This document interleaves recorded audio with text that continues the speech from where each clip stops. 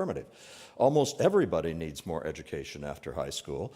What they don't need is to chase after this fraudulent, destructive, antediluvian thing called a BA. The thesis of my argument really is that the BA is the work of the devil. Let's go through each of those accusations. First, fraudulent.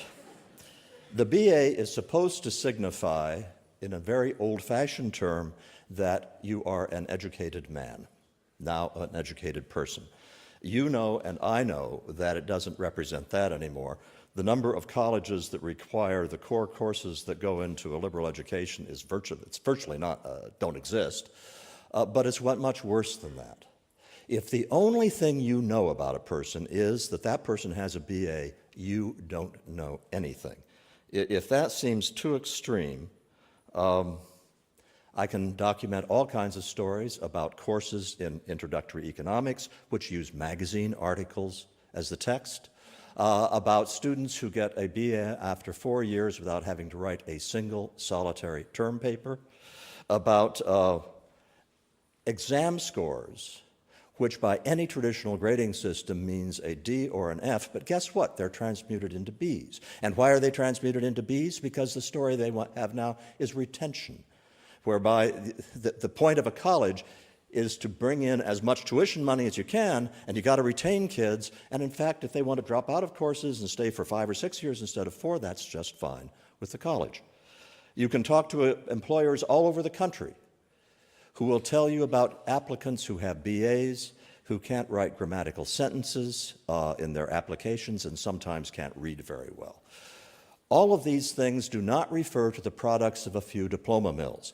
I am talking about large chunks of the second-tier and third-tier state college and university systems, and I'm also talking about large numbers of courses and students in the first-tier system and a whole lot of very expensive elite colleges.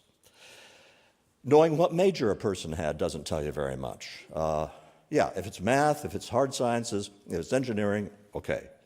But what does it mean if you have a political science degree, spoken as a person who has a political science degree? If you're going to an employer and saying, you ought to hire me, it doesn't really mean anything. Now, here's what you do know about a person with a BA, if you know what school they came from.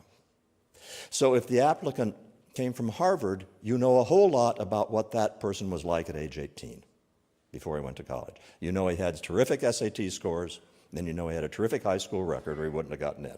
You don't know anything about what Harvard has added. And as a graduate of that institution, trust me, I am living proof of that statement in a whole bunch of ways. None of this should be news to any of you. The retreat of the Academy from rigorous education is known to everybody who's in higher education, except for majors in engineering, math, and the hard sciences, which account for just 12% of undergraduates. The bachelor's degree all by itself is meaningless. Okay, destructive. Even though we know that the BA is substantively meaningless, it remains true that for millions of jobs, you can't get a job interview unless you have one. And the problem is that employers are behaving rationally when they do that, because you've got about 32% of adults that have a BA. The employers know how clueless many of them are. Why should they go outside that pool and take even lower levels of the population in terms of their ability? So they're being rational, but the problem is this. We have created a kind of self-fulfilling prophecy. We have created a culture in which not having a BA labels you in the minds of way too many people as being either dumb or lazy. And so a lot of ambitious kids who have no interest in sitting in classrooms for 4 years and accumulating these large student loan debts, nonetheless want the piece of paper. It is not surprising that we have all the horror stories, which are documented in journal articles and large surveys, not anecdotally, of kids who take the easiest possible classes and don't study. They aren't there to get an education, they're there to get a piece of paper. It is hugely destructive to have created this kind of false credential. It is destructive to the majority of young people who don't try to go to college because they know college is not for them. It is destructive for about 40% of those who start college who never finish. But most of all, it is destructive to America's civic culture. We have always prided ourselves upon the idea that everybody is equal in all the ways that count with regard to human dignity. We have given a meaningless educational credential a role in our culture that says otherwise. Antediluvian. I have time just to state the proposition and hope to have a chance to elaborate later. The 4-year brick and mortar college is obsolete. 4 years is almost always too long. There's hardly any profession that requires 4 years of classwork. A lot of them require an apprenticeship much longer than that. The rationale for a big physical plant and a residential college is just vanishing. What's the rationale for having a library these days? It used to be central. Why should it be that the brilliant professor giving a lecture where he doesn't take any individual relationships with students, but just giving a superb lecture, why is he giving that lecture to 150 kids who happen to be sitting in the hall? Why isn't it being given to millions? Distance education has all sorts of possibilities it didn't have before. The information revolution is giving us a cornucopia of new ways to help kids get an education. Well, that just begins to say what I want to say, but what I'm really coming down to is nobody should go to college as the system is now defined. What we need is a transformation that gives young people a chance to tell employers, or for that matter to tell graduate admissions officers, what they know and what they can do, not where they learned it and how long it took them. Thank you. Well, let me actually just start with that question. I went to Stanford undergrad, Stanford Law School. Throughout the 90s, I had a belief that education was absolutely paramount. We should only hire people who went to the best schools, and we discriminated on this basis very aggressively in hiring at PayPal. And I thought this was the most important thing in our society. And over the last 4 or 5 years, I've gradually come to shift my views on it for a number of different reasons. The narrow technology context in Silicon Valley is that I saw so many very talented people who had not gone through college tracks and who had still done extraordinarily well. In some ways, they were often more creative. They were not laden down with these enormous college debts that were somehow forcing people to take better paying jobs that were more remunerative but more boring, and track them into things that were not as interesting or important, that were discouraging people from doing things in nonprofit work or on the more entrepreneurial side. And this has become a more and more acute issue over the years because unlike the time when I went to college, the cost has gone up tremendously. The amount of debts people leave college with have gone up tremendously, and so the choices are very different from the ones people had 25 years ago. A high school, college costs in nominal dollars have gone up by more than a factor of 10 since 1980. Even after inflation, it's gone up by 300%, costs about 4 times as much inflation adjusted to go to college now as it did 30 years ago. It's gone up more than anything else in our society, more than healthcare, more than housing, more than a number of other things we think of as having been subject to runaway cost inflation and escalation. And as I've looked outside of just the narrow Silicon Valley entrepreneurial context, I've come to believe that the problem is much broader, that it's not just the most talented people who are perhaps being misdirected and encouraged to go on a very narrow-tracked career, but that this is a broader problem and that we are in fact experiencing something of a bubble in education, a bubble that is as pernicious as the bubbles we had in technology in the 90s and housing in the 2000s. And like those two other bubbles, it is characterized by 2 things. Number one, runaway costs, where people are paying more and more for something where the quality hasn't gone up. In the 90s it was tech stocks, in the 2000s it was housing. Education, I'm not saying it's worse than it was 30 years ago, but I don't think it's gotten much better.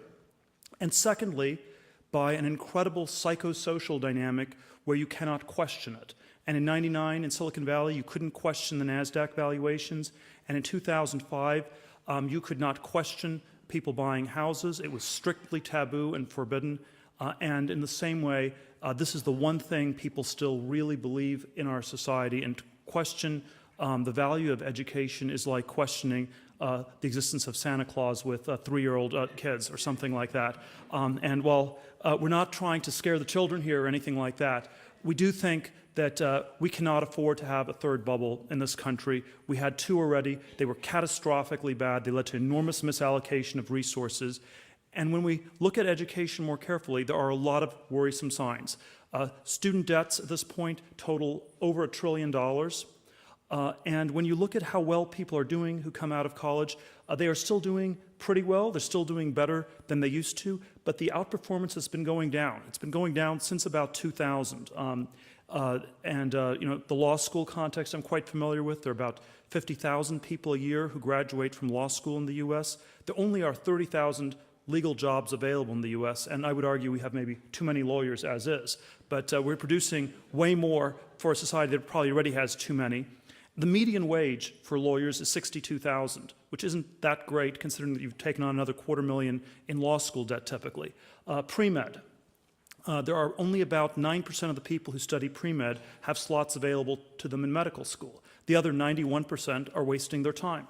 And somebody should have told them that their freshman or sophomore year and not waited till their senior year or several years of post-college to figure that sort of stuff out. If you broaden the ambit more generally, there's something like 17 million people in the labor force who have college degrees and are basically doing unskilled work.